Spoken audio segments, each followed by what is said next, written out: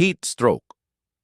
Ang heat stroke ay isang kondisyon na nangyayari sa iyong katawan kung nagsimulang mag-overheat dahil sa sobrang exposure sa matinding init o pisikal na pagod sa mataas na temperatura.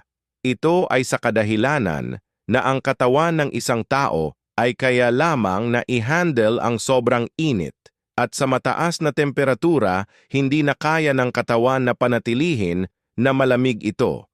Nakamamatay ang heat stroke dahil ang mataas na temperatura ay maaaring makapinsala sa mahahalagang organs, lalo na sa utak. Kaya't ang katawan ay pinanatili ang sarili sa constant na temperatura. Ang sobrang init o sobrang lamig ay nakaaapekto sa function ng katawan at parehong mapanganib.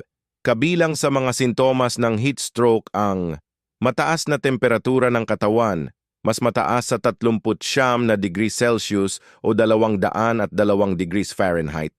Nawawalan ng malay tao o inaantok. Nalilito. Kawalan ng koordinasyon. Masyadong mainit at namumulang balat.